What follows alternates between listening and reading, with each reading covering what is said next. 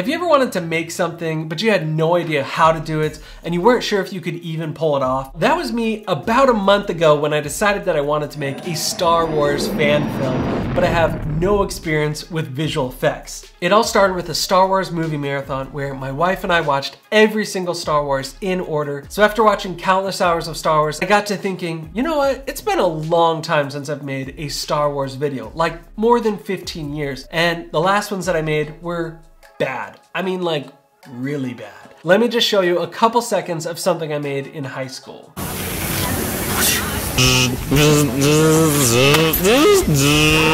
Bruh. We had no budget, no pre-production. We used broomsticks and actual sticks from a tree that we just spray painted whatever color we had laying around. So after watching these old videos that I made with no filmmaking experience and everything was edited inside a Windows Movie Maker, I got to thinking, you know what?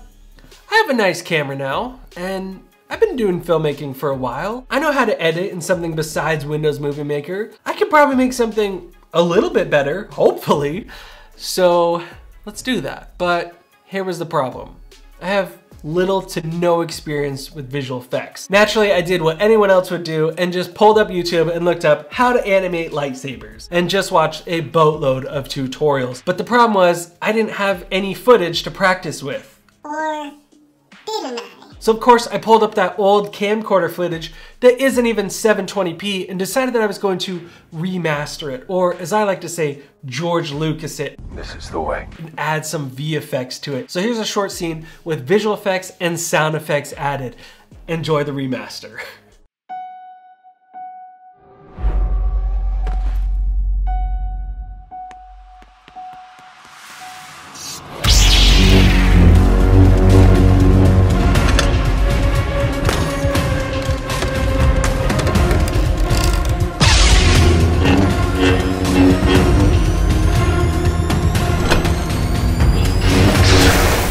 Did the lightsabers was with a plugin called M-Saber from Motion VFX, and I actually purchased this plugin on Black Friday. Funny enough, Motion VFX actually reached out to me a few days later and asked me if I wanted to try out a couple other of their plugins.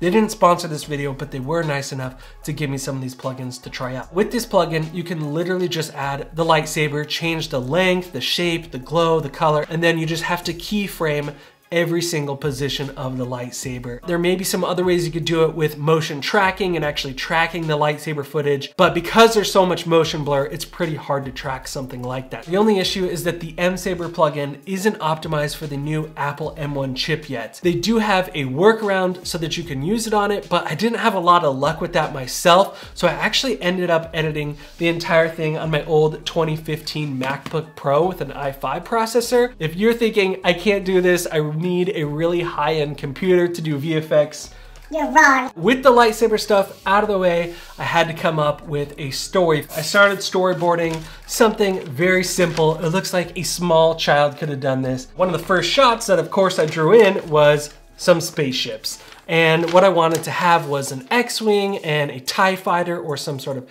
Sith spaceship, you know, chasing each other through a mountainous region.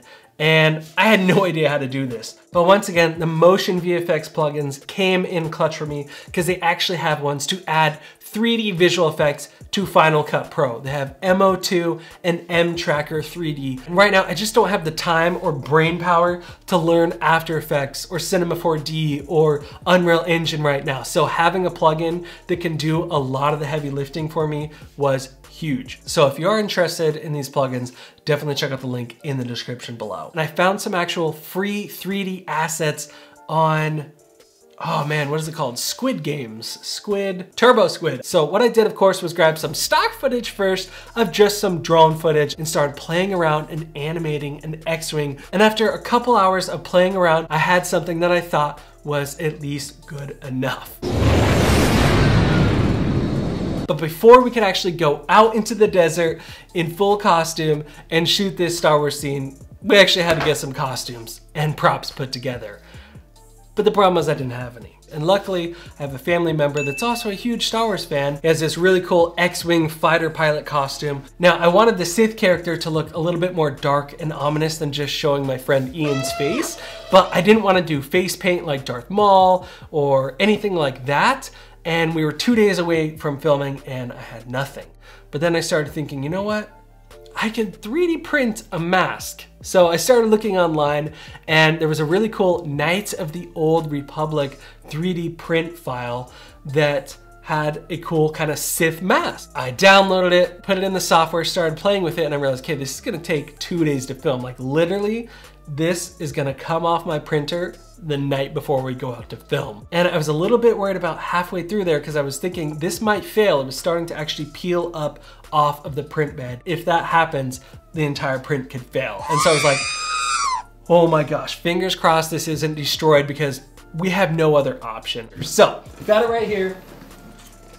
We pulled it off. I printed it in this orange filament and then spray painted the whole thing with a primer, and then of course did it in this nice matte black. Because everything was really rushed and I was painting everything in the morning right before we went on the shoot, I pulled the masking tape off. Of course it wasn't fully dry, it's supposed to dry for hours, and it ripped up all the black paint, the primer, and went down to the original orange plastic that I printed it in. I was like, oh no! But then I was looking at it and I was like, you know what? This looks kind of cool. It looks battle worn. So that's one of those little serendipitous moments that happens in filmmaking.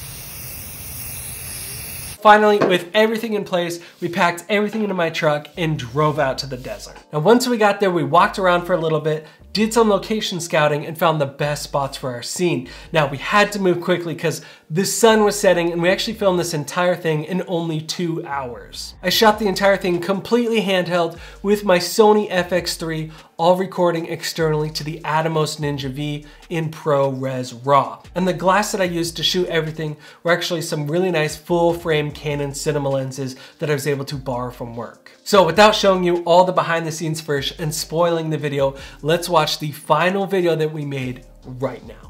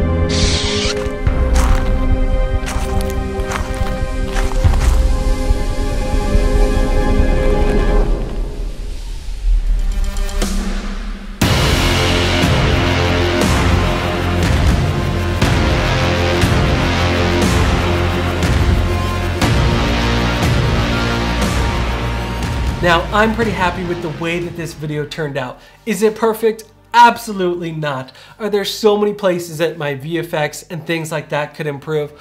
Of course. Without going into post-production too deep, there are a couple things that I want to mention. It took me a little over a week to do all the VFX, and that was just doing a couple hours of work each night because I do still work a full-time job. Honestly, I could have done it for like a month, but done is better than perfect. I had to add all the sound effects in post-production because we didn't actually record anything on location and I didn't even bring a microphone. I had to add every single footstep, the creaking of leather gloves,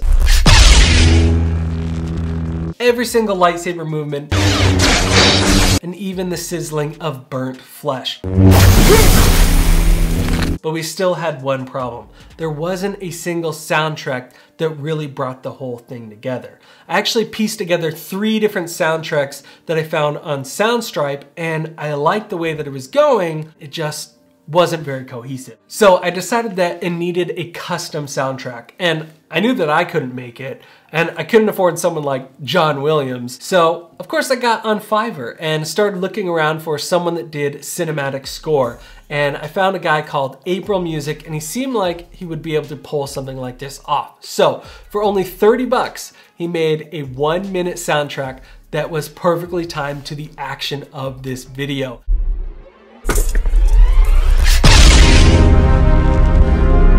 So if you ever want to do something and you don't know how, there is no try. Do or do not. So just watch some tutorials, practice, and go do it. And I think you'll surprise yourself. All right, guys, I'll see you in the next video.